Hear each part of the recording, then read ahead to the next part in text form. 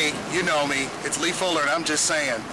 I'm out in the great outdoors today enjoying great weather, beautiful water, boating, all kinds of things going on. And what popped in my mind is I was just wondering if any of my friends are dealing with being controlled by or manipulated by either praise or criticism.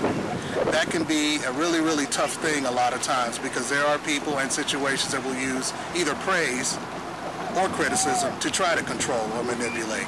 It could happen in a job, it could happen in career, it could happen with your ideas, it could happen with your looks and appearance where people may, load you up with praise, and if you grow to depend on that or rely on that, sometimes individuals and even situations will use that to manipulate you, to kind of get you or sway you to be the way they want you to be.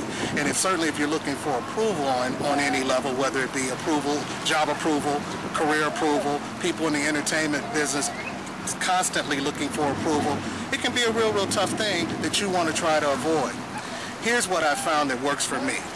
When I receive praise of any kind, I simply say thank you. I don't put myself down. I don't say anything like, oh, this old thing, or oh, this old shirt, or oh no, I'm not that good at what I do. No. Thank you. It's a simple thing. Accept the praise.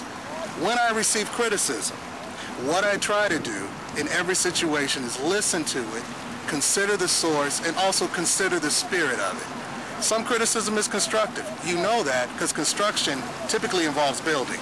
If the criticism helps you to grow, helps you to develop, helps you to point out areas that need improvement, then it's probably constructive criticism.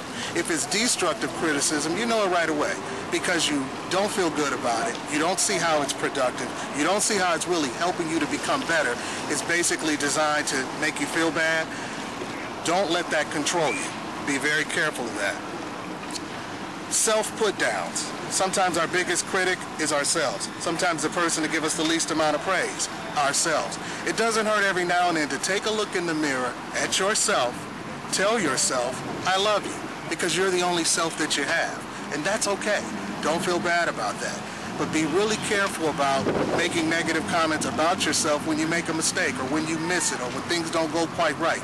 I've seen people at work make one mistake on their job and say, ooh, you idiot. And they're talking about themselves. Not good. Love yourself. Appreciate yourself.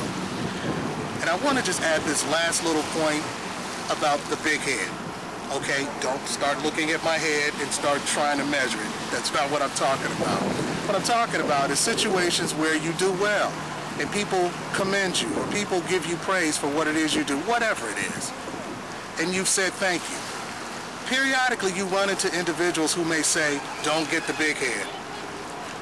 Let me challenge you and the people who would want to say those sorts of things. We deal with so much negativity, so much criticism, so many times where, things that we do go unrecognized. We don't always get pats on the back. On those rare occasions when we get acknowledged and recognized and appreciated, I don't think you have to worry about the size of anyone's head or ego because there's typically more negative floating around than positive. So if anyone ever says to you, don't get the big head, ask them to give you a call when life is beating you down or you have challenges that are tough to meet. Ask them if they'll give you a call and say, don't get the little head. Okay, well that's basically all I have for today, but remember, don't let praise and don't let criticism manipulate you or control you. Just let it be part of the flow of what you do. Well, stay hydrated. Don't trip unless you fall forward. You know me.